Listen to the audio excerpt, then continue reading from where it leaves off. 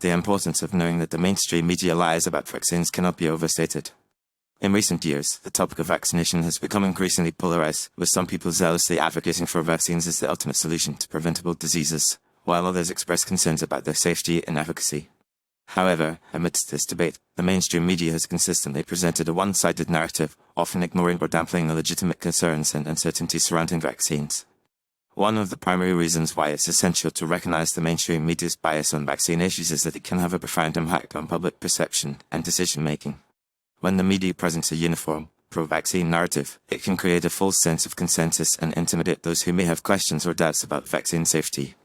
This can lead to a lack of informed discussion and debate, which is essential for making informed decisions about one's health. By acknowledging the mainstream media's propensity to distort or omit information about vaccines, individuals can begin to seek out alternative sources of information and engage in a more nuanced and balanced discussion about the topic. Furthermore, the mainstream media's lies about vaccines can have serious consequences for public health. For instance, the media's failure to report on the potential side effects and adverse reactions associated with vaccines can lead to a lack of awareness and preparedness among the public. This can result in individuals being caught off guard when they or their loved ones experience vaccine-related injuries, and can also undermine trust in the medical establishment and public health institutions. Additionally, the media's overemphasis on the benefits of vaccines, while downplaying their risks, can create a culture of complacency and unquestioning acceptance, which can ultimately hinder efforts to improve vaccine safety and efficacy. It's also crucial to recognize that the mainstream media's lies about vaccines are often motivated by financial interests and ideological agendas. The pharmaceutical industry, which manufactures and markets vaccines, is a significant advertiser and sponsor of mainstream media outlets.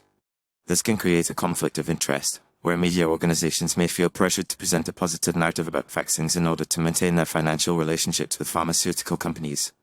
Moreover, the media's lies about vaccines can also be driven by ideological commitments to promoting a particular worldview or agenda, such as the idea that vaccines are the sole solution to preventing infectious diseases. To illustrate the mainstream media's lies about vaccines, consider the example of the measles, mumps, and rubella MMR vaccine. In the late 1990s, a study published in the medical journal The Lancet suggested a possible link between the MMR vaccine and the development of autism. Although the study was later retracted, and numerous subsequent studies have failed to replicate its findings, the media continues to portray the vaccine autism debate as settled science. However, this narrative ignores the fact that many of the studies that have investigated the vaccine autism link have been funded by pharmaceutical companies or have methodological limitations that undermine their validity. In conclusion, recognizing the mainstream media's lies about vaccines is essential for promoting a more informed and nuanced discussion about the topic.